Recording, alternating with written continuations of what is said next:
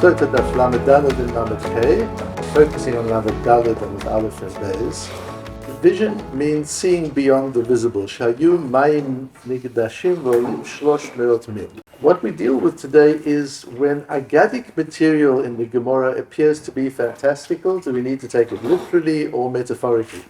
And the very question is flawed because it's based on separating the literal and figurative into two different areas. Does it mean this or does it mean that? And not understanding the interrelationship between the figurative and the literal when we're dealing with Chazal. So the posuk we're dealing with is in Yehoshua, "Vayamdu hamayim hayordim milamala kamu neidechad." And as Bnei Israel came to the Yarden and needed to cross the river Jordan, the water of the Jordan piled up into a pillar. And describes how the river stops basically and allows a space for Bnei Israel to walk through the river, or the river bed in dry land. Ask the Gemara, the Kama Gov Hanshamai. And as the water was dammed up with an invisible dam wall, how high did the water go during the time it took for Bnei Israel, 2 million people, or however many there were at that time, to cross the river Jordan? How high did the water pile? So the Gemara says, and there are two girsot in the Gemara as to whether it's asking how high it piled or how far back the water was piling up. And the Gemara says, Shnei Masar Mil al Shnei Masar Mil. It was 12 kilometers by 12 kilometers, is what Rabbi Yehuda says. Omer Rabbi Elazar Rabbi Shimon lidvarecha Adam kala mayim kala. And Rabbi Elazar Rabbi Shimon says, that doesn't make any sense, and he works it out and says, שהיו המים נגדשים ועולין kipin al gabi kipin yoter mishlosh meot mil. The water piled up, folding one layer upon another layer until 300 kilometers up into the air. That's how high the pile of water was. To the extent that all the kings of the east could see it. Now notice Kol Malchei Mizrach, it says all the kings of the east. It doesn't say everybody in the east. Why could the kings see it and other people couldn't see it? So here we have to understand that there's an important Maharal in Bava Metzia Daf Pei Dalet, where the Maharal says when the Gemara talks about measurement, about dimensions, you don't take those measurements literally. When it talks about a measurement, the measurement is not a literal measurement. And he says, for example, when there was a very great person, when the Gemara is talking about somebody very great, it assigns to that person a physical stature. And he gives the example of Moshe's 10 amot high. It doesn't mean that Moshe was 10 amot high. It would make all sorts of difficulties in understanding the Mishkan. It doesn't make sense, and that's not the meaning. The meaning is that he had the stature of somebody that was 5 times as high as an ordinary person. Let's say an ordinary person is 6 foot, and Moshe was 30 feet, it says. So he's 5 times the stature.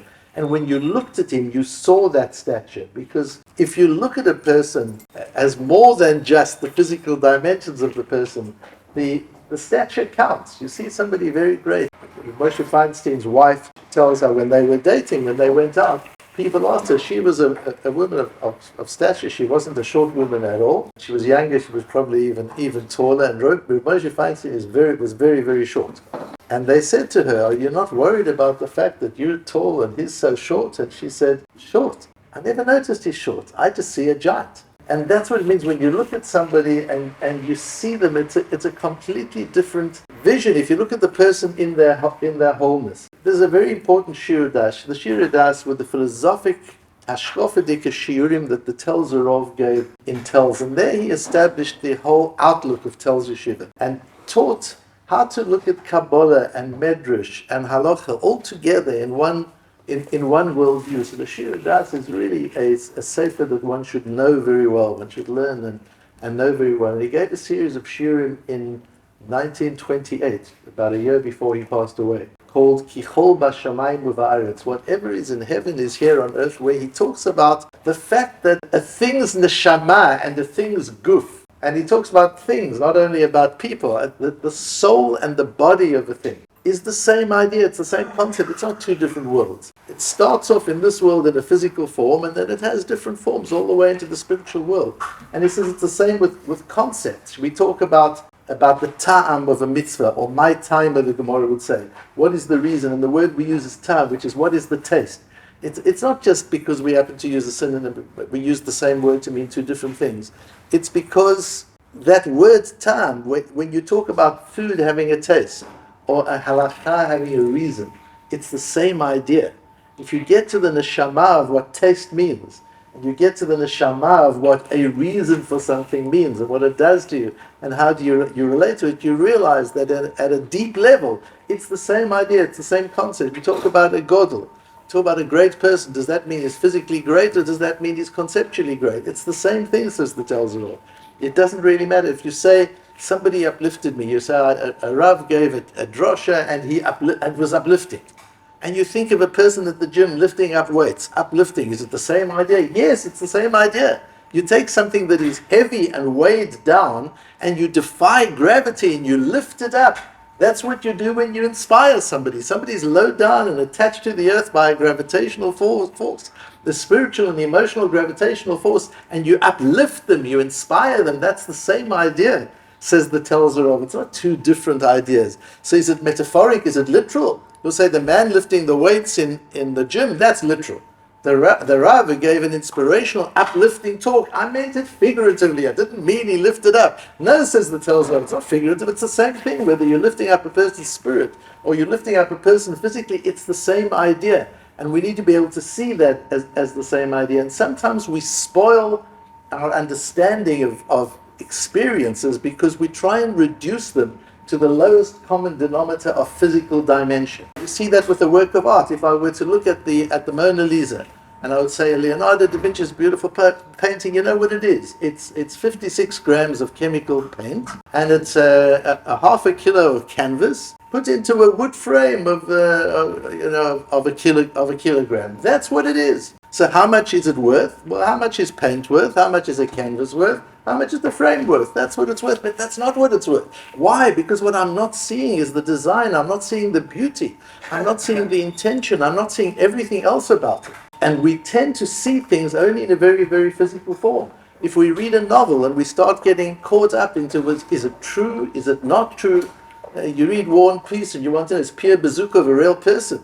Did Andrei Bolkonsky really live? It doesn't make a difference. It's irrelevant. What I would like you to understand is the question is irrelevant. It's not about whether it's figurative or whether it's literal. It's irrelevant. It doesn't make a difference because you're not learning history.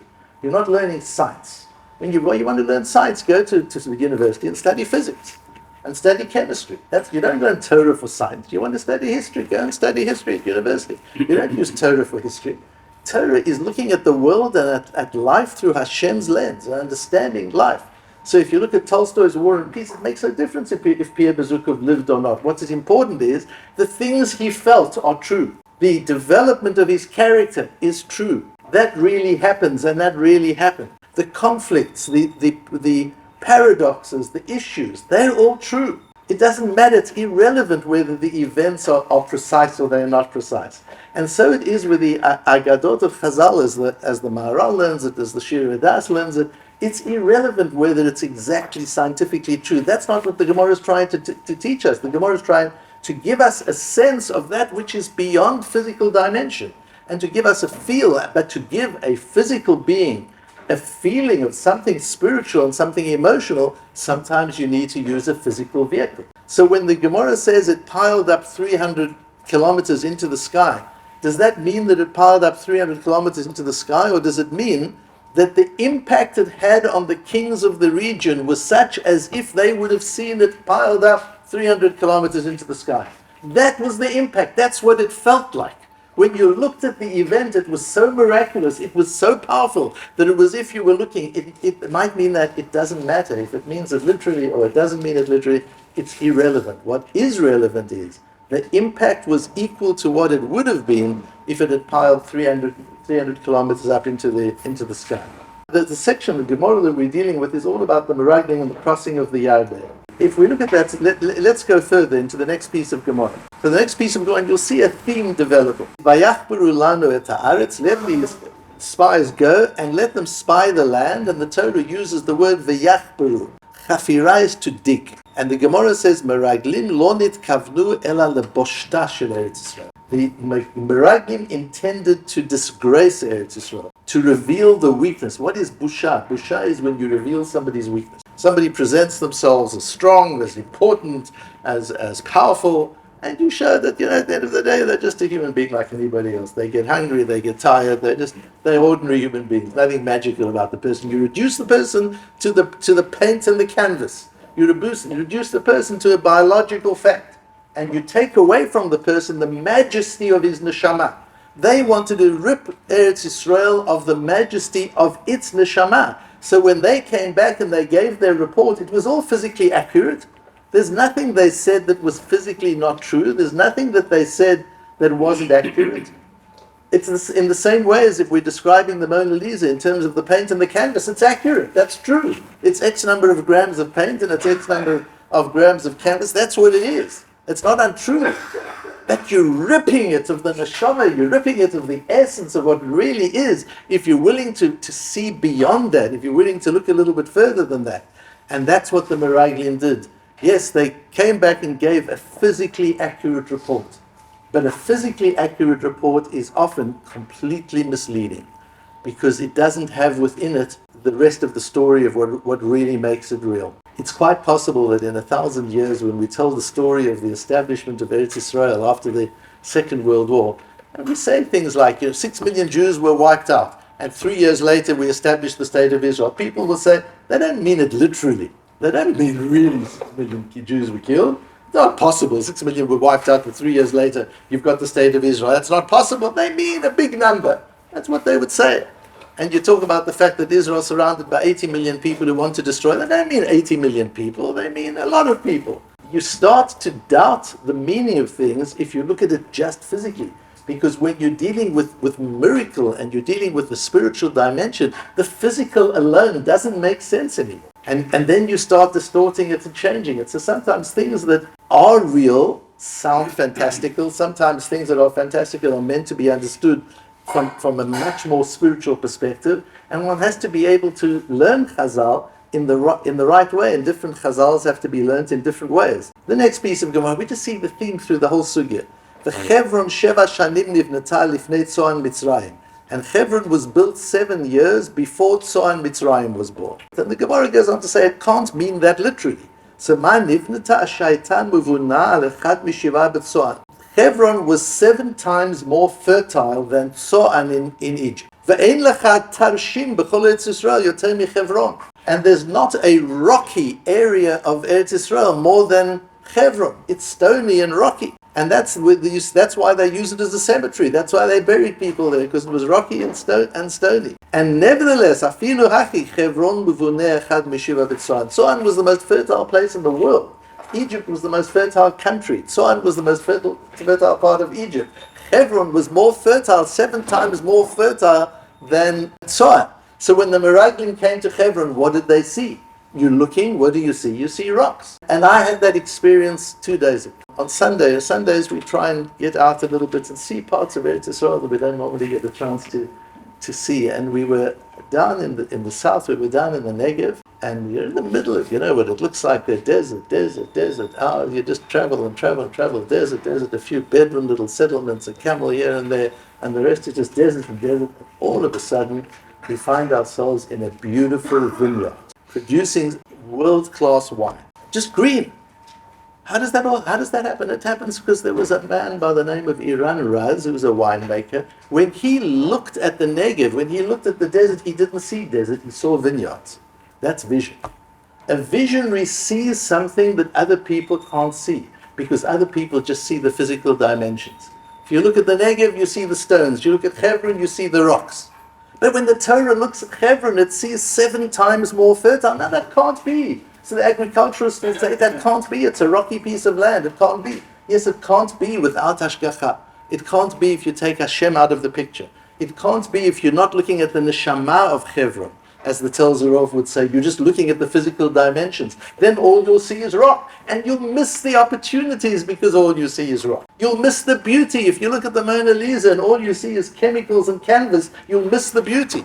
If you look at the Negev and all you see is rocks, you'll miss the vineyards. If you look at Hebron and all you see is rocks, you'll miss the beauty of Hebron. And so with the whole of Eretz Yisrael, and so it is with the whole of life. If we limit ourselves to what we see, we won't see the opportunities. And if you look at every visionary who's done amazing things and built things that nobody else could see or could even think of, that's because they saw things that nobody else could see. Bill Gates saw a world in which everybody would have access to a computer at a time when nobody had computers. Computers occupied whole floors in buildings. Bill Gates saw a world where everybody could have a computer. So what happened? He made that world because he could see it. That's what a visionary is. If you limit yourself to what your eye can see, you limit your opportunities and you limit possibilities. What one needs to be able to see, and we learn that when we learn Aggadah in the Gemara, we learn how to do that. How to see beyond the visible, into the neshama, into the very soul of the idea, and to see beyond that which is physically perceptible, and to be able to see the true vision.